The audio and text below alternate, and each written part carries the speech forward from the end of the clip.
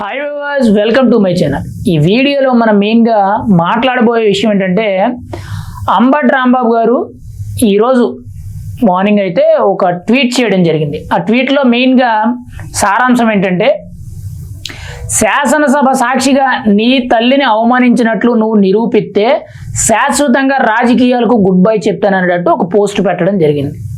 Actually ఈ post ఎందుకు పెట్టారు, ఎవరిని ఉద్దేశించి పెట్టారన్నది మనం క్లియర్గా మాట్లాడుకుంటే, నిన్న ఏదైతే అసెంబ్లీ సమావేశాల్లో భాగంగా నారా లోకేష్ గారు అయితే కొంచెం ఫైర్ అయ్యారు. ఎవరి మీద? బొత్స సత్యనారాయణ గారి మీద, ఇటు మెయిన్గా వైఎస్ఆర్సీపీ నాయకుల మీద. ఎందుకు అని అంటే, నా తల్లిని గతంలో 2022లో శాసనసభ సమావేశాల్లో భాగంగా మెయిన్గా చంద్రబాబు నాయుడిని, మెయిన్గా ఆయన సతీమణైన భువనేశ్వరి గారిని, వీళ్ళిద్దరినీ కూడా శాసనసభలో ఇండైరెక్ట్గా అవమానించడం జరిగింది. ఆ దెబ్బతో చంద్రబాబు నాయుడు గారు బయటకు వచ్చి ప్రెస్ మీట్ పెట్టి ఏడవడం కూడా జరిగింది. దాదాపుగా 40 ఏళ్ల ఎక్స్పీరియన్స్లో ఎప్పుడు కూడా ఏడవడం అనేది జరగలేదు. అయితే ఆ సన్నివేశం గురించి నిన్న నారా లోకేష్ గారు అయితే వైఎస్ఆర్సీపీ నాయకులు, మెయిన్గా బొత్స సత్యనారాయణ ఎవరైతే ఉన్నారో వీళ్ళ మీద గట్టిగా ఫైర్ అయ్యారు. బొత్స సత్యనారాయణ గారి మీద ఫైర్ అయ్యారు, ఇటు వైఎస్ఆర్సీపీ నాయకుల మీద ఫైర్ అయ్యారు. అది అయిపోయిన తర్వాత రోజు మార్నింగ్, అంటే నిన్న ఆయన ఫైర్ అయితే ఈ రోజు మార్నింగ్ ఈ అంబటి రాంబాబు గారు, మీ తల్లిని మేము శాసనసభ సాక్షిగా అవమానిస్తే నువ్వు నిరూపిస్తే ఖచ్చితంగా మేము రాజకీయాలకి శాశ్వతంగా గుడ్ బై చెప్తాం.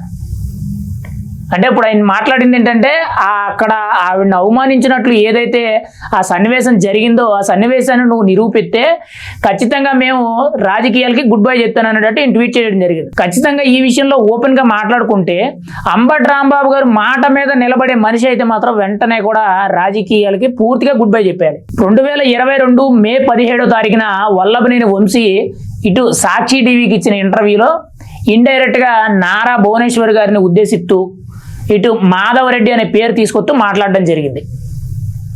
అవే వ్యాఖ్యలు మళ్ళీ అదే 2022 అక్టోబర్లో జరిగిన శాసనసభ సమావేశాల్లో అంబటి రాంబాబు అదే మాధవరెడ్డి గురించి ఇటు చంద్రబాబు నాయుడిని విమర్శిస్తూ ఇండైరెక్ట్గా మాట్లాడడం జరిగింది. నారా భువనేశ్వర్ గారి పేరు తీయకుండా ఇండైరెక్ట్గా గంట అరగంట మీ బాగోతాలు బండారాలన్నీ మాకు తెలుసు అనేటట్టు కొన్ని కీలక వ్యాఖ్యలు చేయడం జరిగింది.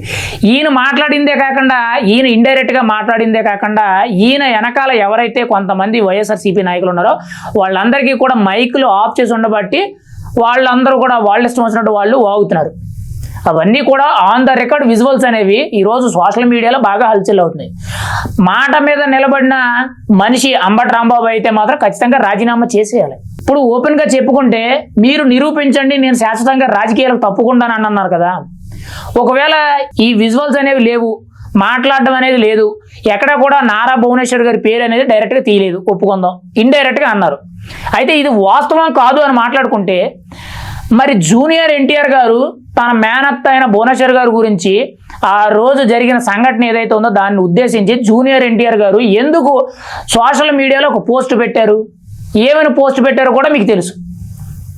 ఆడపడుచులు గౌరవించాలి, ఇలా సభల్లోనే సంబంధం లేని వ్యక్తులందరినీ కూడా ఎందుకు తీసుకొస్తున్నారు అనేటట్టు వైఎస్ఆర్సీపీ నాయకులందరికీ కూడా గడ్డి పెడుతూ చాలా వినయంగా మర్యాదగా చెప్పారు. అంటే మీరు అవమానించకపోతే ఖచ్చితంగా 100కు 100% జూనియర్ ఎన్టీఆర్ ఆ విషయం గురించి స్పందించకపోదు. అక్కడ ఇండైరెక్ట్గా నారా భువనేశ్వర్ గారిని మీరు అవమానిస్తూ మాట్లాడారు. చంద్రబాబు నాయుడిని, నారా భువనేశ్వర్ గారిని ఇండైరెక్ట్గా అవమానిస్తూ లోకేష్ గారి పుట్టుక గురించి మీరు మాట్లాడారు. అది తప్పు కాబట్టి జూనియర్ ఎన్టీఆర్ గారు స్పందించి ఒక వీడియో పెట్టారు సోషల్ మీడియాలో. ఇప్పటికీ కూడా స్టిల్ వైరల్ అవుతున్నాయి వీడియోస్ అన్నీ కూడా. మీరు అంబటి రాంబాబు గారు నిజంగా మీకు రాజకీయాల మీద శ్రద్ధ ఉండి మీరు ఒక నిజాయితీ గల రాజకీయ నాయకుడు ఉంటే వెంటనే రాజీనామా చేయండి. ఎందుకంటే మీరు నిరూపిస్తే అని అన్నారు కదా, నిరూపించే అవసరం లేదండి. ఎందుకంటే ఆన్ ద రికార్డ్ ప్రతి విజువల్ కూడా నోటెడ్ అయిపోయినాయి, ప్రతి విజువల్ కూడా వైరల్ అవుతున్నాయి. మరి దీనికి ఏ సమాధానం చెప్తారు? మీరు గతంలో చేసిందే తప్పు, అది కూడా ఒక దరిద్రమైన తప్పు.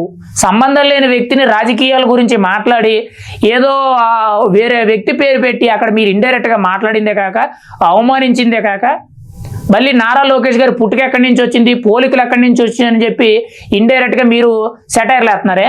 ఈరోజు మీరు ట్వీట్ చేసి మీకు దమ్ముంటే నిరూపించని మాట్లాడుతున్నారు కదా, ఎవ్వరూ కూడా నిరూపించే అవసరం లేదండి. ఆన్ ద రికార్డ్ ప్రతి విజువల్ కూడా నెట్లో వైరల్ అవుతున్నాయి.